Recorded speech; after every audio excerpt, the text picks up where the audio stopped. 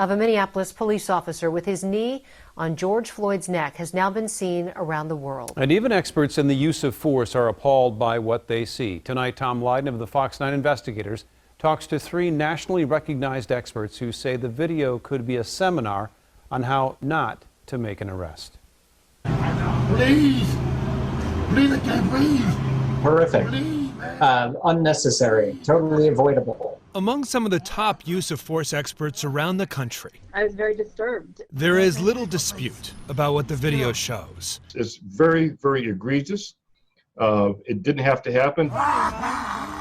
And it isn't just one mistake, they say, it's one right after another. It's like a checklist of things that were done incorrectly here. Professor Seth Stoughton just wrote the book on evaluating police use of force. The first mistake, he says, is the restraint technique, the officer's knee on George Floyd's neck. And it stays there for nearly 8 minutes. You don't want to put any sort of pressure across the neck or across the head. What instead you want the officer to do is put their knee on the subject's shoulder area, their shin on the subject's shoulder area with the knee down across the back, the upper back. Pressure on the neck can cause someone to suffocate, what's known as positional or compressional asphyxia. A Minneapolis police spokesperson says the technique in the video is not something taught at the academy. He's just badly applying something that he was taught, or he's doing something that he was never taught to do. Having a knee over someone's throat and neck, is there any textbook out there for law enforcement in which this is a technique that's used?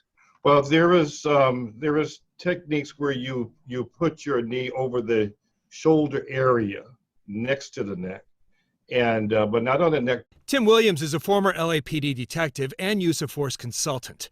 He points out that Floyd is handcuffed, doesn't appear to be resisting, yet even after he loses consciousness, Officer Derek Chauvin keeps his knee on his neck for nearly 4 more minutes. Even after he was non-responsive, his knee was still on there, which to me is at the top of egregious. Check his pulse, bro.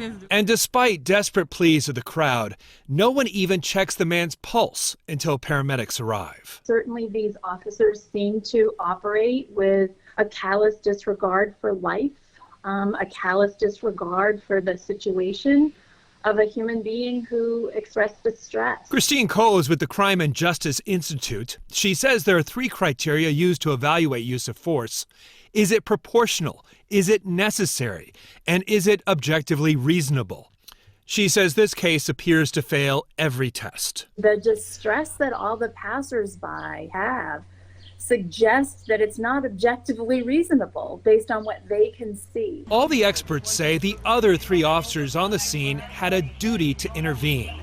Instead, the one officer seems to taunt the crowd, but is otherwise oblivious. But almost as if I keep my back to this, I'm not responsible for it. The lack of intervention by the other cops, they say, could speak to broader issues in the culture of the MPD.